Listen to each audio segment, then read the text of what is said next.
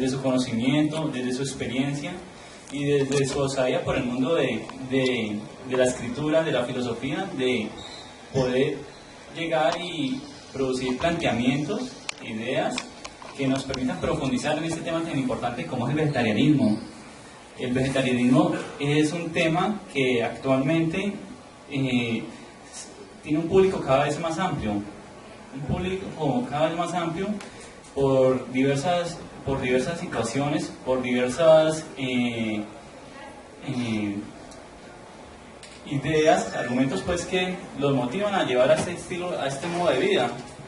Pero entonces básicamente aquí es tratar de las apreciaciones que vamos a entrar con Guillermo son desde un sentido nutricional y de un sentido de cómo eso puede mejorar nuestra vida, no solamente como seres orgánicos, como seres vivos que somos, sino como seres sociales, como seres que estamos buscando nuestro bienestar, que estamos buscando felicidad, que estamos tratando de buscar la mejor situación para nuestras propias vidas.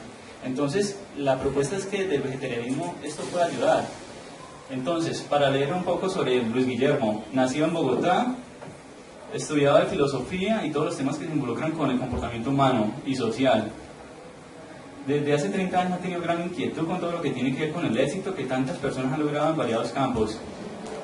De allí ha nacido su interés por buscar una fórmula diferente y sumar a todo aquello que los exitólogos han enseñado en el catálogo de esta literatura que hoy encontramos en todos los países del mundo. Esta inquietud le permite al autor encontrar que el modo de alimentarnos resulta de fundamental importancia y hace de este un requisito esencial para alcanzar el éxito. Los diferentes grupos alimentarios han sido su principal tema de estudio, además de llevar en forma rigurosa la práctica del vegetarianismo por 29 años y comprobando de manera de experimentación el propio laboratorio de su cuerpo con ayunos hasta de 27 días. Con estas bases ha estudiado, indagado y observado la calidad de vida de más de 5.000 personas vegetarianas de diferentes nacionalidades, culturas, edades, géneros y diferentes condiciones de salud para llegar a conclusiones que determinan todas las maravillas que se pueden alcanzar con una buena alimentación, que a su vez permite obtener los mejores estados físicos y mentales para alcanzar el éxito en cualquier campo. Con estas razones, y gracias a la acogida de la publicación de este libro, hoy tomamos la determinación de lanzar la segunda edición para llegar a tantas personas que tienen la misma inquietud de conocer o mejorar su forma de alimentación y con ello alcanzar el éxito. Entonces, aquí pueden encontrar el lector todas las bondades del vegetarianismo y las razones, que son muchas, para las que vale la pena prescindir de las carnes. Entonces, ya teniendo este escenario de quién les va a hablar, pues le damos la palabra para que nos introduzca en este tema y nos invite pues a conocer más sobre eso que denominamos el vegetarianismo. Entonces, Luis Guillermo, le doy la palabra. Gracias, Andrés Felipe. Buenas tardes para todos.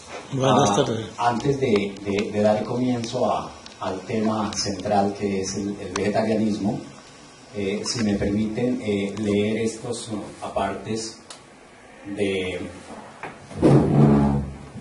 lo que aparece en la pantalla, es lo siguiente.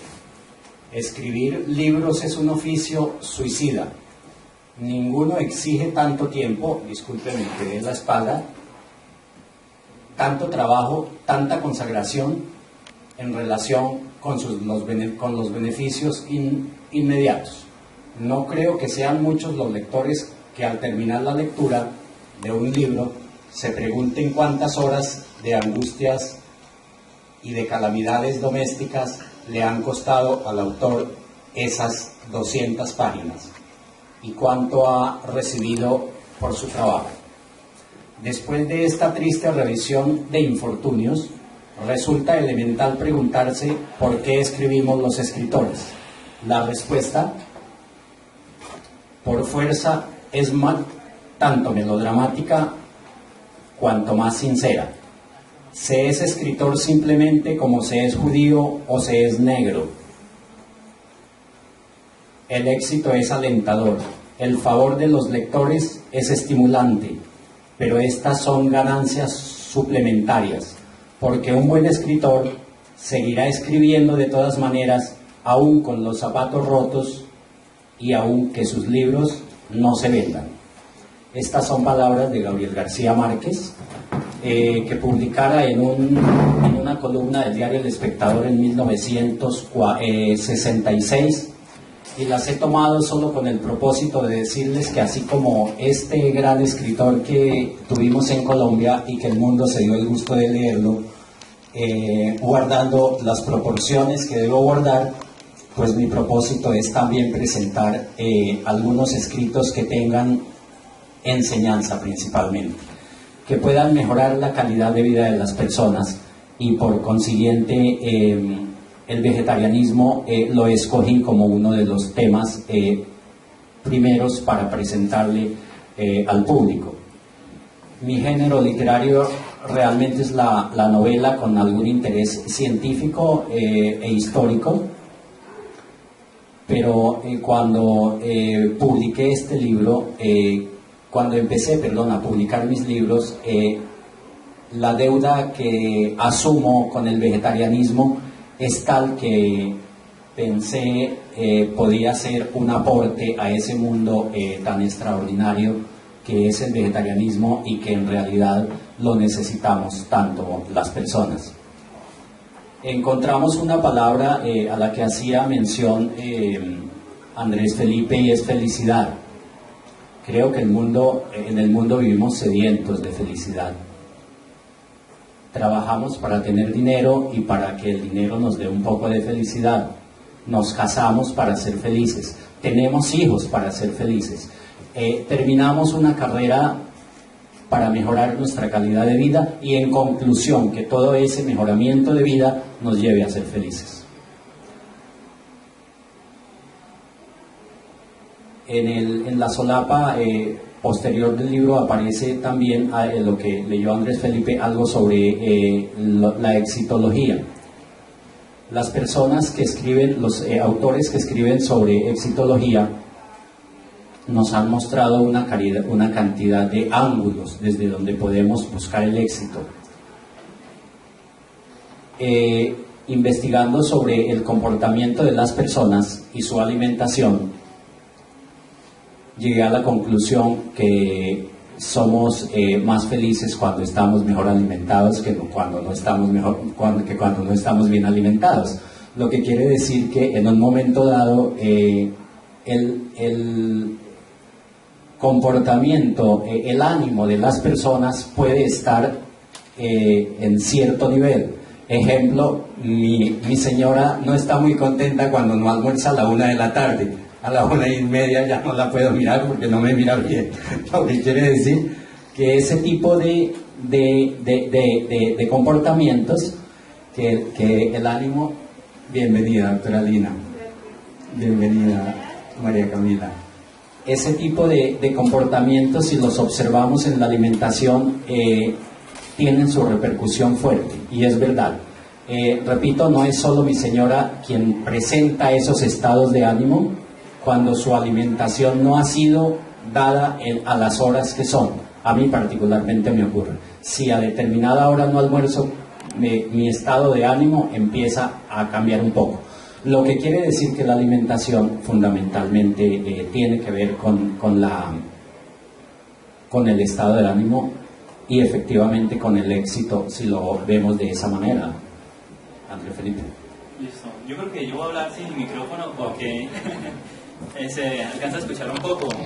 Entonces, la idea es hacer un conversatorio, y la premisa que parte Luis Guillermo para introducirnos en el tema es que el vegetarianismo puede mejorar nuestras condiciones de vida, las condiciones de vida desde la calidad, desde el bienestar, desde el tema de la felicidad. Entonces, en ese sentido, me gustaría, por ejemplo, preguntarle, en su larga experiencia, todos los cambios positivos que el vegetarianismo le ha contribuido, le ha permitido pues llegar a alcanzar. La alimentación, si bien es cierto que debemos todos hacer uso de la alimentación, sí necesitamos sonido. Si bien es cierto que todos necesitamos alimentación, llámese carnívora o no carnívora, también es cierto, y lo podemos afirmar, lo puedo afirmar en mi caso particular, que me he sentido muchísimo mejor no consumiendo carnes que consumiéndolas. Lo que quiere decir vuelvo al tema de la felicidad, que también mis estados de ánimo fueron modificados en la medida en que fui cambiando mi alimentación. Listo. Otra, por ejemplo, de los temas acá, sí, con micrófono, bueno. Otro de los temas que, por ejemplo, cuando uno entra en el libro, se encuentra y que parece de un gran interés y de una idea que es muy fuerte, a mi modo personal de mirarlo, es que de que hasta qué límite, hasta qué punto somos lo que consumimos. Y somos lo que consumimos no únicamente restringiendo los alimentos, sino consumiendo otro tipo de elementos como literatura, como cultura, como música, y todo eso va como construyendo, según la hipótesis que plantea allí en el libro, nuestra forma de ser, nuestra personalidad. Así es. Tomé el título de este capítulo, que es el primero del libro, El hombre es producto de lo que consume, sin pensarlo mucho. La verdad no lo pensé mucho para llegar a expresar ideas sobre, por ejemplo, cuál es el comportamiento de una persona que consume carnes y cuál es el comportamiento de una persona que no consume carnes, si vemos los alimentos concretamente. En Estados Unidos, algún periodista quiso hacer un estudio extraordinario, me pareció de lo más extraordinario, y es observar a los reclusos qué comportamiento tendrían si se manejaba para ellos una dieta vegetariana. Llegaron a la conclusión que su nivel de violencia bajaba significativamente. Visto desde el ángulo, el hombre es producto de lo que consume alimentos, hemos visto también un aspecto. Y podemos ver otros aspectos en cuanto a consumo de otras cosas, digamos, la literatura, las noticias, los periódicos, las mismas conversaciones que tenemos entre personas. Absolutamente todo lo que tenga que ver con los 5 sentidos del ser humano va construyendo a una persona. Desde ese punto de vista me parece supremamente importante que cada uno revisemos qué estamos consumiendo. Las noticias, por ejemplo, es muy triste encontrar en un restaurante, incluidos algunos restaurantes vegetarianos, donde encontramos una pantalla y el noticiero de mediodía. Me parece triste porque estamos consumiendo algo, cosas nocivas. En realidad estamos consumiendo algo que no construye y por lo contrario nos destruye. Bueno, muchos aspectos del ser humano quedan destruidos con este tipo de cosas. Todo lo que pueda consumir el ser humano es parte de la construcción del mismo, Andrés Felipe. Bueno, pues también la pregunta iba encaminada porque hay unos fuertes activismos, movimientos que se oponen a esta serie de atrocidades que se cometen sobre otras vidas, sobre otros animales, que tienen la capacidad de sentir ese sufrimiento, que se consigna sobre ellos a los ser utilizados sus cuerpos para un encadenamiento en masa industrial, como se procesan actualmente cerdos, vacas, gallinas. No es de una manera artesanal, digamos, en el campo, con unas cuantas cabezas, con una vida en un campo abierto, sino que son en procesos industriales, que de cierta forma también permite ver el modelo social en el que estamos, ¿no? Una sociedad donde se produce comida masivamente y en ese sentido se vuelve no beneficiosa para el cuerpo humano por toda la cuestión de procedimientos bajo los cuales se aplican para llegar a unos estándares de productividad en masa. Entonces, en ese sentido, cuando los activistas opinan frente al tema del vegetarianismo, una opción que puede no pensarse en el tema o prevenir el mayor sufrimiento de otras especies, porque eso es el gran miedo que se logra. Y de hecho las ideas que sacan es cómo es que es posible que consumamos cuerpos muertos y todo lo que esto contribuye, todo esto lo que ocasiona, Es eso quizás lo que explica que estas sociedades también llevan a tanto desastre, a tanta guerra, porque ese es el panorama actual más o menos de lo que, en el cual se sitúa el vegetarianismo.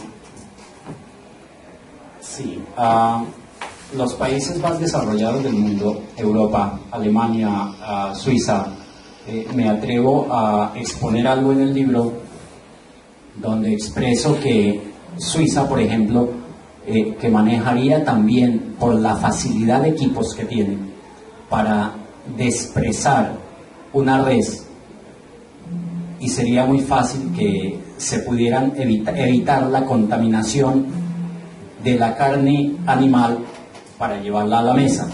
Aún así, con toda la tecnología que podamos tener, la contaminación sigue estando presente. Andrés Felipe nos está comentando, por ejemplo, cómo la carne de animal antes de llegar a la mesa sufre lo que conocemos como el rigor mortis, es decir, que está teniendo unos estados, el animal al ser conducido hacia los sitios de sacrificio, presiente lo que le va a ocurrir. Por consiguiente, toda su psicología, si vale el término, su psiquis, si vale el término, sus temores, se quedan en la carne, en su parte densa, y es lo que nosotros consumimos. Se me ocurre dar un ejemplo en este momento, y es lo siguiente. Hace algún tiempo, en un tsunami que hubo en Asia, después del maremoto, después del tsunami, encontraron pocos animales muertos. Si no me equivoco, fue unos, bueno, se me va el número de personas que perecieron en este accidente, fueron muchísimas en realidad, y no hubo un número significativo de animales. El tema es que la conciencia animal, si también vale aplicar el término, en algunos momentos está bastante más evolucionada que la conciencia humana. Cuando una res, cuando una vaca, y eso sí es experiencia propia, por observación, presiente que va a temblar, la vaca se arrodilla, si no se acuesta. Lo que quiere decir que tiene la sensibilidad para percibir semejante catástrofe que es un temblor. En el año 1966, justamente en este año, hubo en Colombia, no sé si fue en toda Colombia, en Bogotá, un temblor que alcanzo a percibir como el más fuerte que yo particularmente haya vivido. Estábamos jugando fútbol en algún lugar donde un señor tenía unas vacas y pudimos observar esto, ¿no? Después, en comunicación con personas que están teniendo experiencias de ganadería y experiencias del campo, pues los comentarios son esos, ¿no? Que los animales perciben con anterioridad, con antelación a los fenómenos naturales que puedan ocurrir y se van, se alejan. Por ejemplo, vemos los pájaros, las aves, cómo salen huyendo cuando una tormenta, cuando lluvias fuertes, etcétera. Es más o menos eso, Andrés Felipe. Bueno, entonces yo creo que otro de los temas allí que me inquieta, ya entrando pues a lo que a muchos les provoca, les llama la atención, es el tema de la alimentación como tal. Y ya pensándonos que la carne, al dejarse de consumir carne, se requiere una serie de complementos, de nuevas formas de alimentos que empiezan a sustituir pues proteínas básicamente. Entonces el libro conduce precisamente a eso, cómo hacerlo de forma responsable, cómo hacerlo con un compromiso con uno mismo, porque de cierta manera los cambios de alimentación no se hacen tan bruscamente, sino que se hacen en la mayor de una medida con un conocimiento. Y justamente cuando se entra en el vegetarianismo, lo que implica esto es un proceso de reeducación, volverse a educar. Y eso implica que también conocer otros temas, conocer más sobre la alimentación. Y la alimentación que estamos, por nuestro contexto cultural, es como bastante reducida a la carne. ¿O cómo lo ve usted, don Luis Guillermo? Sí.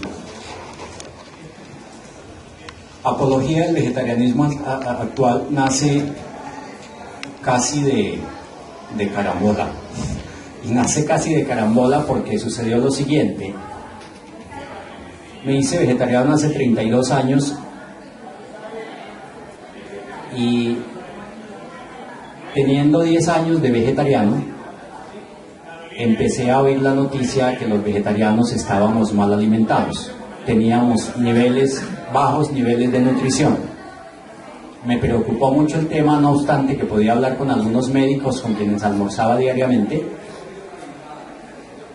pero eso me llevó a investigar un poco más. Investigando llegué a la conclusión que en realidad no es así, que efectivamente no era así, y que por lo contrario, el vegetarianismo, siempre y cuando se lleve en forma ordenada y se sustituya la proteína animal, pues no tenemos absolutamente ningún inconveniente y no entramos en estados de desnutrición, como la ciencia médica en algún momento lo ha sostenido.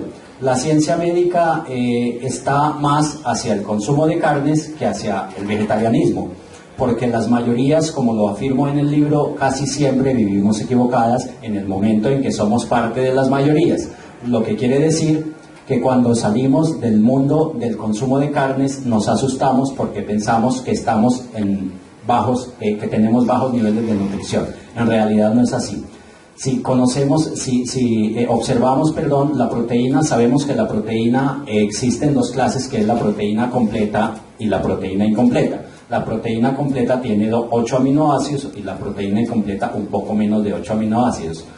En lo que la ciencia médica tiene absoluta razón hasta el momento, y ojalá se pueda saber algo más un poco más adelante, porque creo que los descubrimientos cada día están dando saltos supremamente fuertes.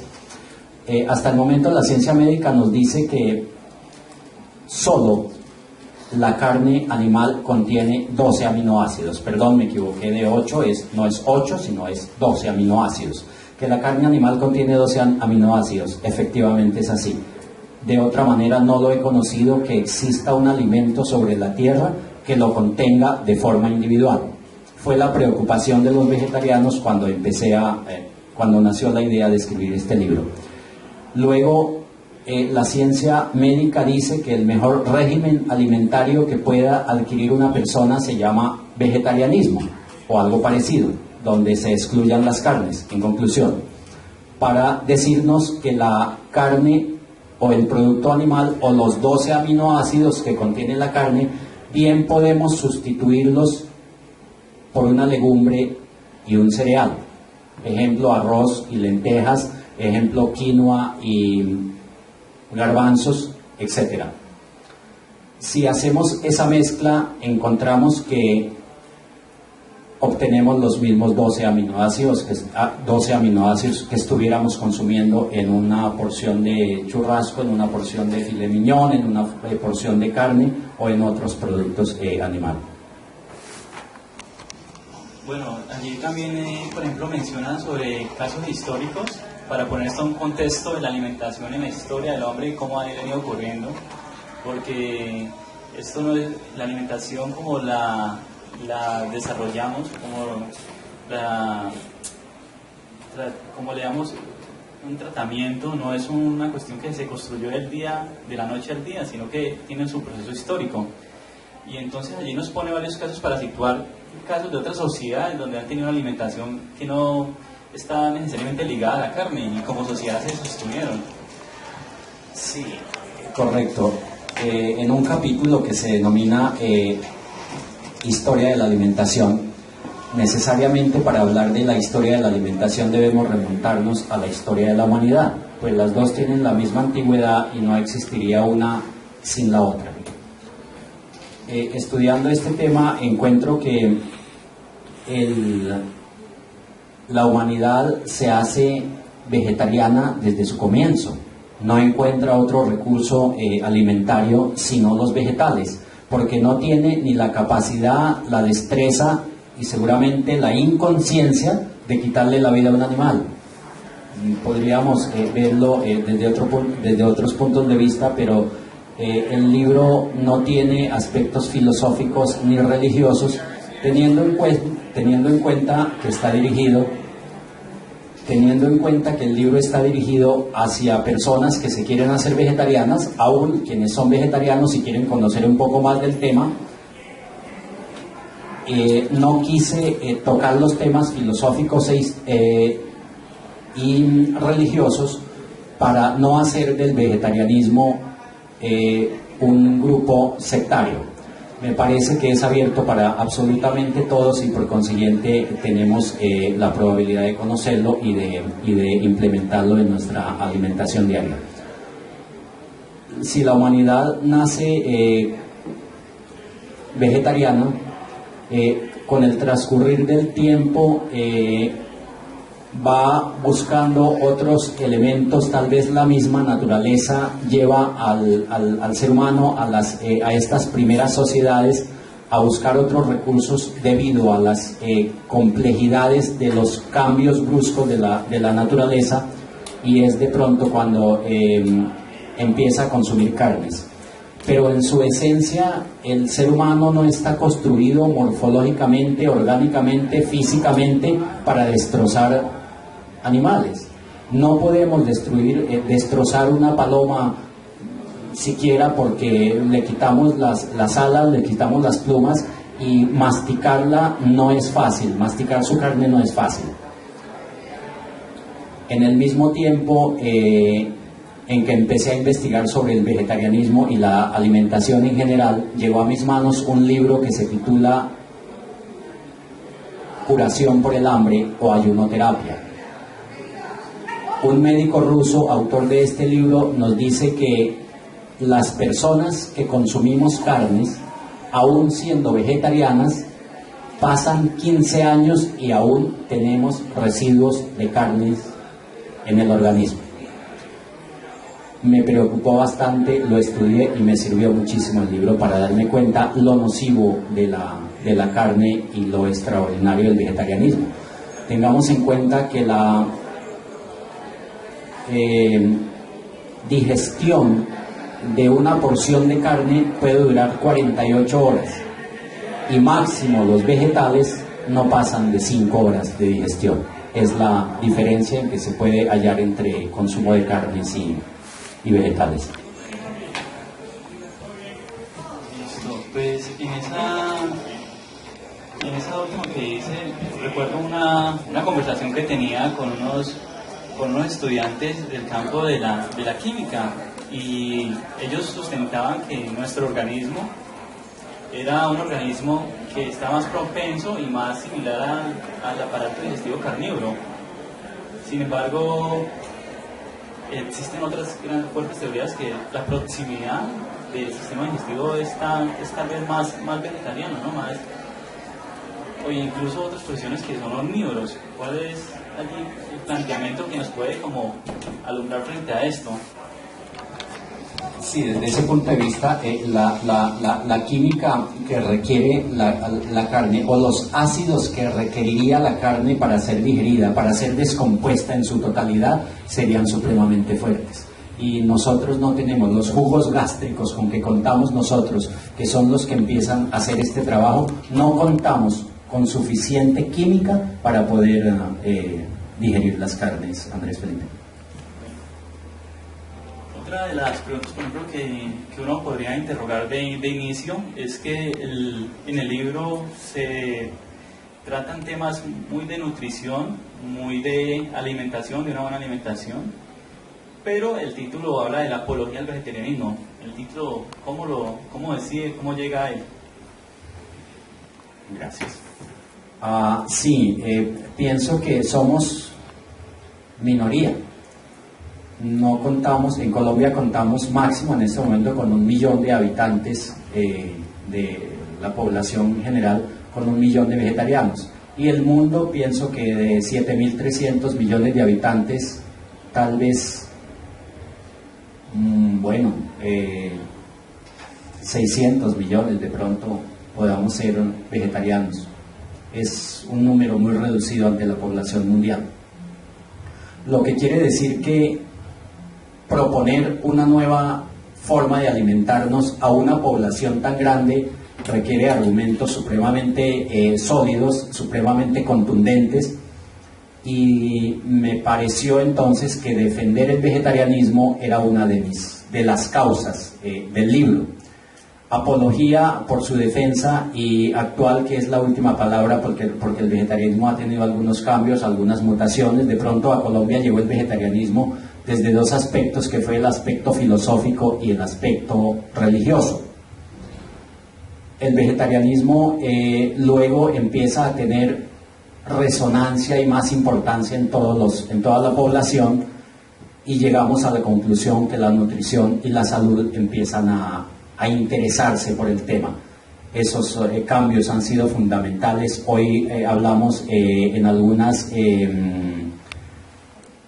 la gastronomía y la hotelería, por ejemplo, es muy difícil que no encontremos un plato vegetariano en un restaurante o en un hotel en cualquier ciudad de Colombia, y pues otros países obviamente también nos lo ofrecen con mucha más facilidad. Defender el vegetarianismo, pienso que es uno de los pequeños granos de arena que puedo aportarle a este mundo tan extraordinario. De verdad, para mí ha sido fabuloso. Se puede modificar absolutamente toda una vida con un buen régimen alimentario. Gracias, Felipe. Y cuando lo pone en términos de régimen alimentario, ¿cómo podríamos entender esto? Porque a veces nos da como miedo la palabra régimen, ¿no?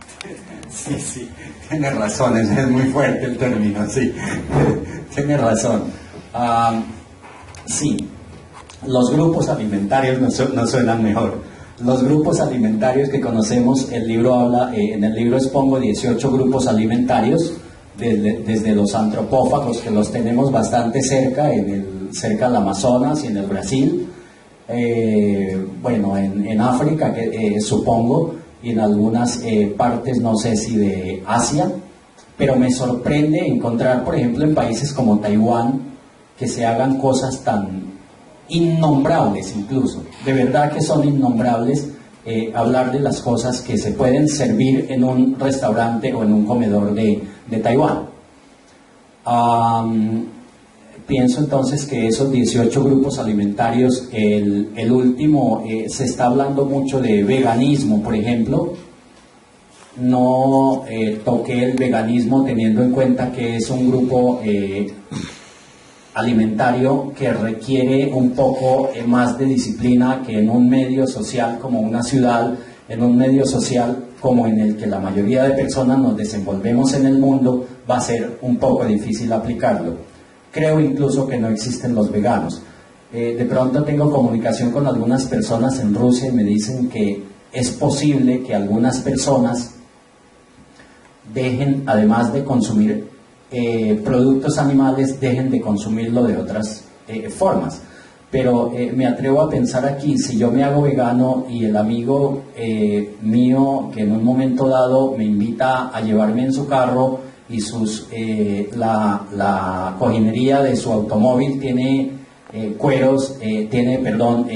parte de cuero, estoy infringiendo mi filosofía. Lo que quiere decir que es algo complejo, y de verdad insisto que no he querido tocar el tema filosófico y religioso porque es bastante intrincado, bastante punzante, bastante complejo. Ver el vegetarianismo con el enfoque que quise darle, que es llegar a personas que desconocen el régimen o el grupo de alimentación vegetariana. Andrés Felipe. Bueno, algo más claro sobre el régimen, ¿no? Pues allí toca el tema de una diversidad de grupos que tienen ciertas diferencias, ciertas limitaciones para distinguir por qué uno se denomina vegano, otro se define como vegetariano, y entre estos dos hay una serie de intermedios. Pero en definitiva, ¿qué es lo que hace que haya una distinción entre uno con el otro? Sí, básicamente son los alimentos que se pueden consumir. Los vegetarianos, por ejemplo, si tomamos el gran grupo de vegetarianos, lo podemos subdividir y lo subdividimos en lacto-vegetarianos, en ovo-vegetarianos y en ovo-lacto-vegetarianos. Algunas personas no consumen carnes, pero quieren consumir leche y quieren consumir huevos.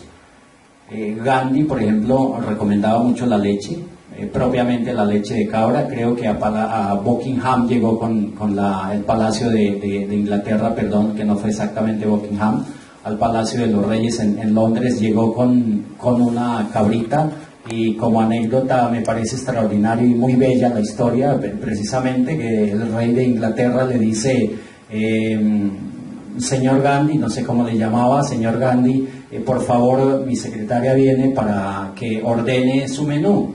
Y él dice, no, mi menú está pastando allá en sus jardines, no se preocupe. Bueno, yo veo que es también un gran admirador de Gandhi, ¿no? Y lo referencia varias veces, lo pone allí como un tema central. Y en ese sentido, Gandhi, desde lo que conocemos de él, su posición frente al vegetarianismo era más que todo por un tema de ética, ¿no? De ética y responsabilidad.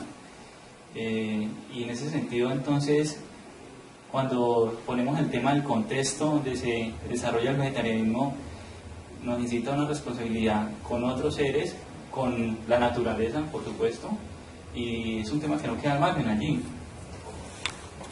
Sin duda alguna, el padre de la no violencia, Gandhi, pues bueno, sobra decir que India es un país donde el régimen vegetariano es primario, el régimen vegetariano es mayoría, y que es ético, que es desde todo punto de vista mal visto consumir carnes. Pero bueno, hagamos un paréntesis corto para decir que aún Gandhi consumió carne. Y consumió carne porque cuando empezó a tener la idea de la lucha por la independencia de su país, su hermano mayor le dice que debe ser muy fuerte para poder hacer frente a los ingleses, y que la única manera de ser frente a los ingleses es tener una contextura física similar a los ingleses, que eran grandes en proporción con los pobladores de la India. Le dice entonces que consuma carne, él consume algún pedazo de cabra tal vez, y dice que pasó 8 noches soñando con que la cabra le daba vueltas, además bueno, emocionalmente lo que le pudo afectar, porque infringió sus leyes, su misma conciencia, su familia, su clan, absolutamente todo. A Gandhi le debe Europa y los países de América el vegetarianismo, justamente por la colonización de Inglaterra, de Gran Bretaña a India. Durante tanto tiempo las costumbres de India fueron llegando igualmente a Inglaterra, y de Inglaterra se fueron distribuyendo por Europa. Cuando Gandhi llega a estudiar a Londres, encuentra a la señora Annie Besant y le dice, se proponen fundar un restaurante, porque él dice que tenía que caminar muchísimo todo Londres y no encontró un solo restaurante vegetariano, hasta que llegó a la casa de Annie Besant, donde afortunadamente pudo encontrar comida vegetariana. Todo el tiempo anteriormente debió alimentarse con leche de cabra y pan integral, que era lo único que encontraba en Londres para su alimentación. Ya, y entonces allí entiendo que hay como un impulso del vegetarianismo por el mundo, cuando Gandhi, como una figura célebre de una persona que fue tan importante, una protesta contra la violencia, y en ese sentido la violencia no solamente contra los seres humanos, sino también contra las otras especies animales, como una bandera para promover su pacifismo por el mundo y para hacer una confrontación a la violencia que impulsaba por Inglaterra como un país pues que violentaba allí el país de Gandhi. Entonces nos pone como también en la idea de que es a partir de allí que se empieza a construir el vegetarianismo también aquí en América Latina, o tal vez eso tiene otro origen. Me gustaría decir y afirmar que tiene su origen desde la enseñanza de Gandhi, pero desafortunadamente no es así. A Colombia llegan los vegetarianos por dos grupos básicamente, uno religioso y uno filosófico.